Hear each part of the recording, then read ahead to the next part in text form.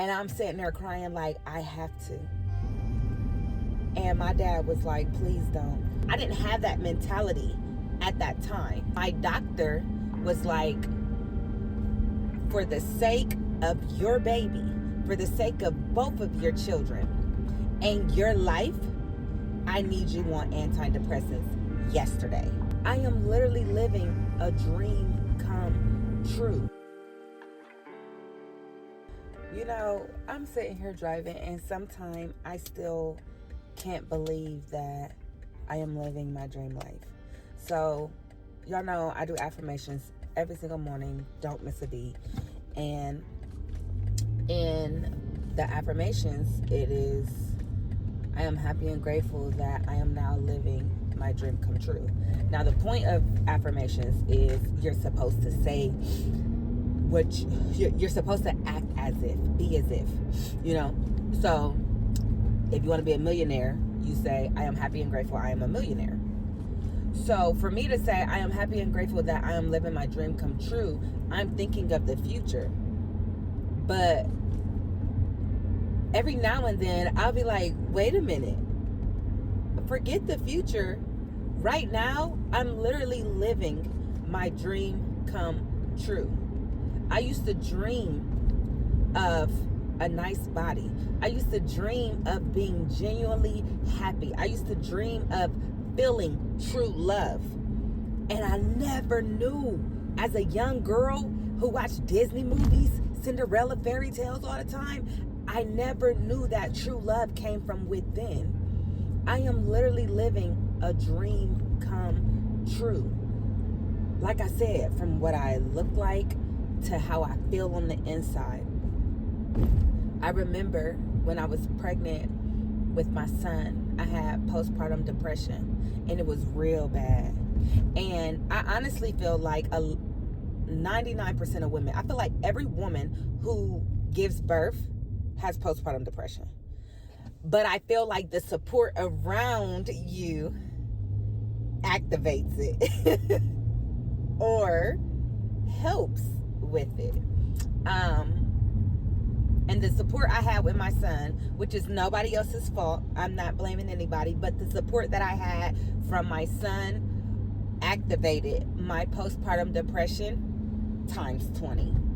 And my doctor was like, for the sake of your baby, for the sake of both of your children and your life, I need you on antidepressants yesterday.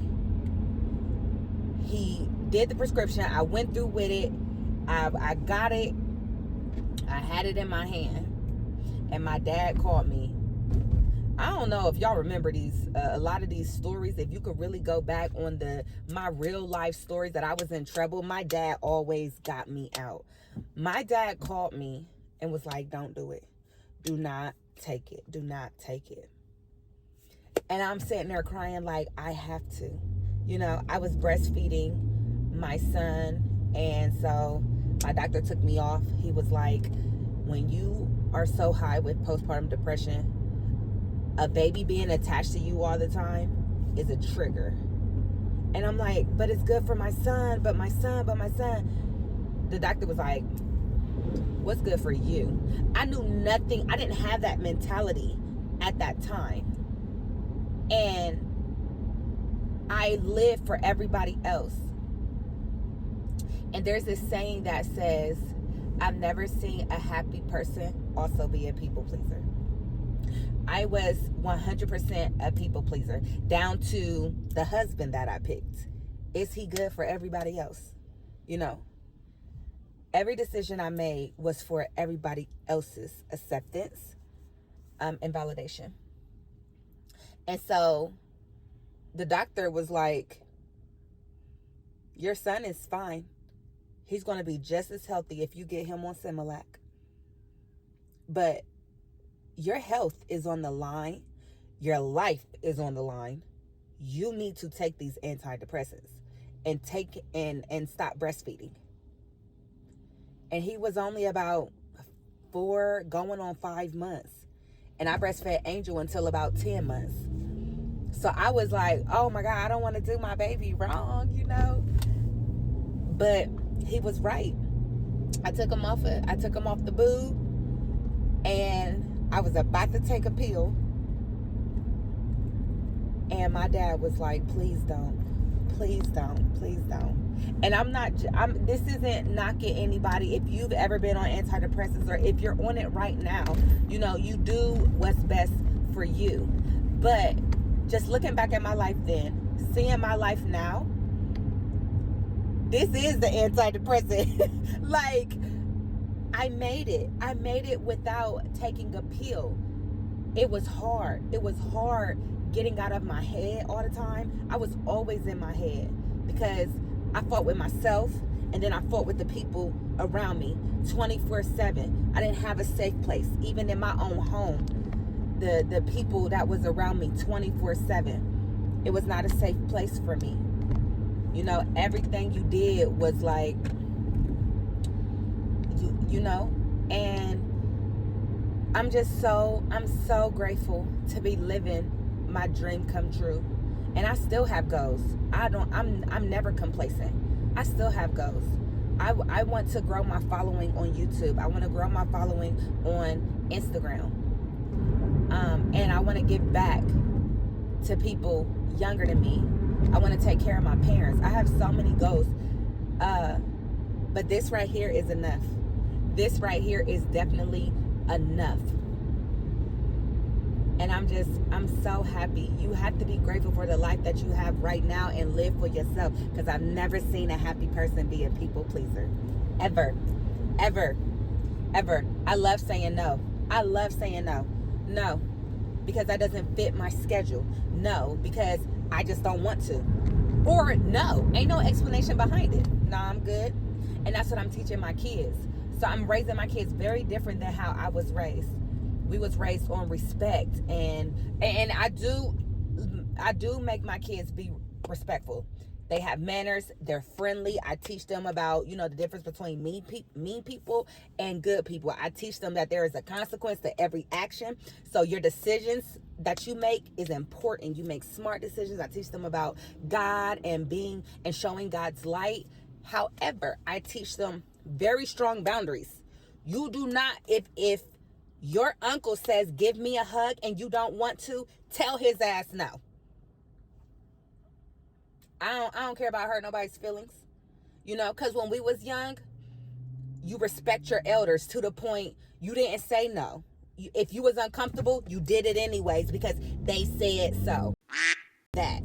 No, you don't got to. You ain't got to sit on nobody's lap. No, you don't. And that's why I don't need a sitter. I don't get sitters when it's my weekend to have my kids. No. Because I already got to share them with their dad. So they're with him twice, 2 weekends in a month. So that means I only get 2 weekends with my babies in a whole month. They about to turn up. Just like I turn up on the weekend, they also want to let their hair down after being in school, being structured, got to sit and listen and do work all the time and all that. They're about to have a good time on the weekend too. And that's just me. But yeah, I'm definitely doing something different with my kids because I don't want them to be people pleasers, because being a people pleaser is being your own enemy. It's okay to say no. Now there is people on the flip side of it. There's people who's super selfish, don't do nothing for nobody. It's a thin line, because I've seen super selfish people, don't care about people's feelings, like just rude, and they'll make all these statuses talk about self-love and it's time for me to choose me. Girl, you been choosing you. What you mean? So yeah, I've never been like that, you know. People give me a sad story and I'm giving them my last, taking off my shirt. But now I'm like, I can't stand in the way of God's lesson to you, you know. You made this decision, and just like I teach my kids, there is a consequence to every action. So if you ain't got no money right now, this must be the consequence to you not being a good steward of your money. So now you're going to learn. But if I front you, you ain't gonna learn, you know?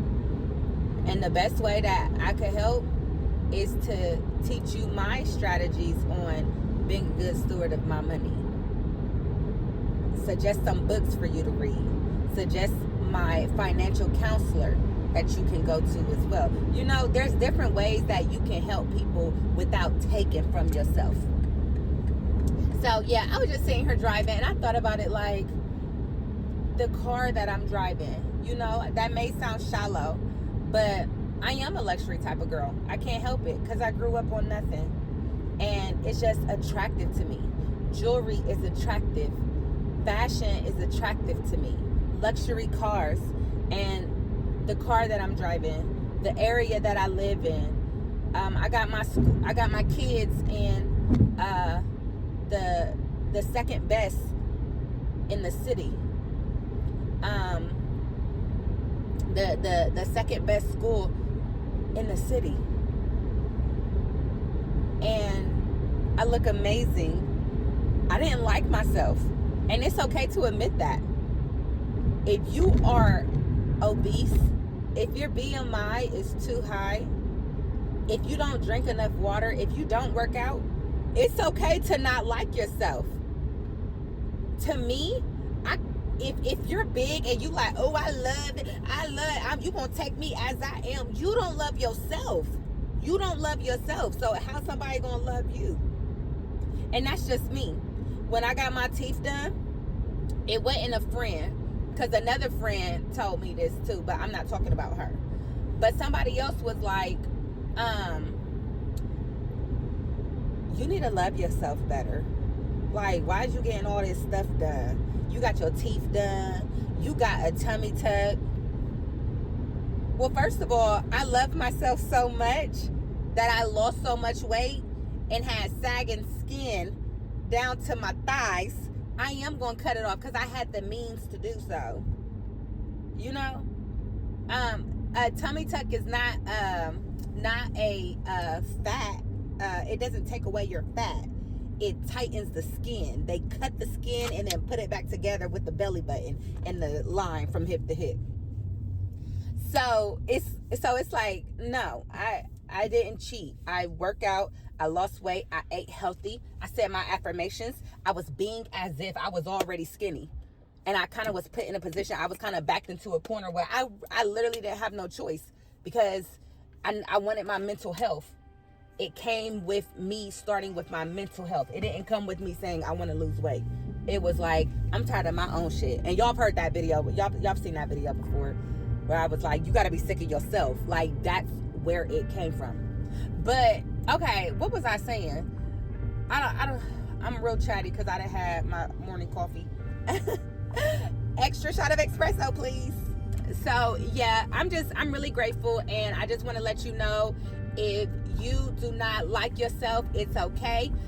You pretend as if you are already the size that you want to be. And think about it. If I'm the size that I want to be, if I'm a size 4, 5, 6, whatever size it is, what would I be eating when I wake up in the morning? Oh, I'd probably be skipping breakfast for intermittent fasting. Okay, boom. I'm not eating till 12. What would I eat at 12?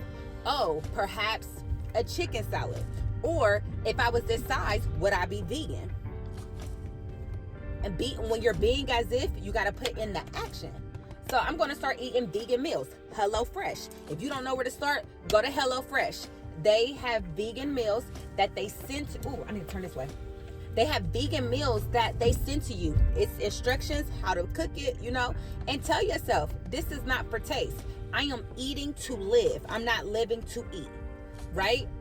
And I'm telling you, the more you be as if, be that dream woman, be that millionaire, be that boss, be that beautiful mom, that dope mom that spends time with her kids and never on her phone.